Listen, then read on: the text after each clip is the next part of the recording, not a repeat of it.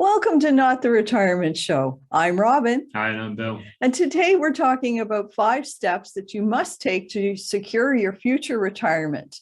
Bill, I think one of the big things that people seem to forget here is everybody is living longer. So you have to plan better for your future, and you have to plan for a longer future. Oh, I think that's absolutely correct, because we always use the word longevity, because that is a key word these days in retirement planning, if you wish. So the old idea of planning for your retirement basically meant making sure you had enough money. Still applies. I mean, there's no question about that. You want to make sure of your financial future. But if you think about it, that your retirement years could be 20, 25 years beyond your actual date of retirement. That's like a third of your life. Mm-hmm. So, you got to plan, what are you going to do with an extra third, if you prefer to call it that, of your life when you're in those retirement years. Here's the thing that I don't get. Up until the day that most people retire, they are actively and planning for all phases of their life well in advance. When you are a teenager, you're planning to go to college or get your first apartment or get your first job, all of that. Once you finish your formal education, whatever that is, then you're planning again, get your first job, or maybe get married, have a family, buy a house, get a car. Those are all things that you're planning for quite actively, quite conscientiously for a period of time. And then those things are coming to pass, if you will. But when you ask a lot of people about retirement, other than the money thing, which I agree with Bill, we all kind of know that we have to plan financially, whether we're doing it or not. We've got that. But when you ask them about the rest of their life, a lot of people go, oh, I've got plenty of time to figure that out. I'll be retired. But that's such a mistake, isn't it? Well, it is a mistake. And I mean, it was the kind of thing that I went through, when I took sort of formal retirement. I had to ask the question, and I'm sure it's a question most people ask, or at least should ask, what am I going to do? Mm-hmm. What am I going to do in these so-called retirement years? And that's why we emphasize in this particular show that this is not the retirement show, because people don't like using the word retirement. Therefore, they turn off this notion about what am I going to do, as you just said.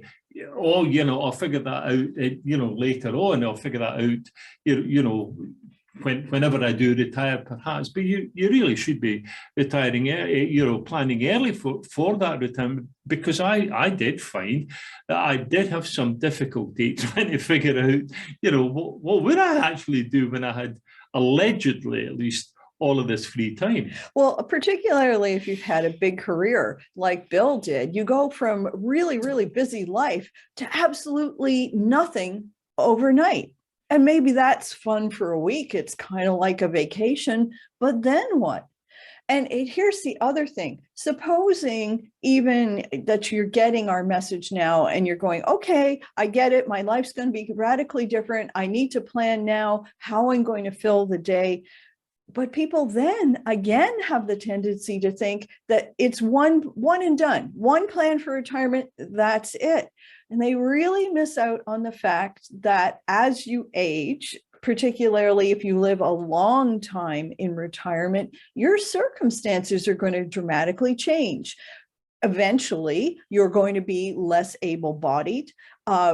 If you live long enough, your support network, your friends, your family, they're going to fall away. You might well be the only one left.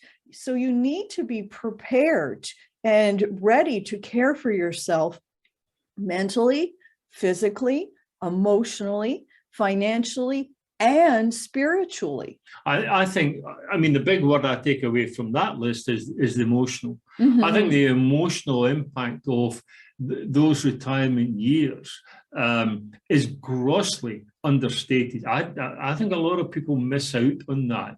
They have this notion, when they're working, that, oh, it'll be great because I can go play golf every day or whatever, kind of thing. But let me tell you, the emotional impact of having that, as I say, so-called free time can be a burden. I mean, that doesn't sound too nice, but it can be a burden because you think, my goodness, what am I going to do today?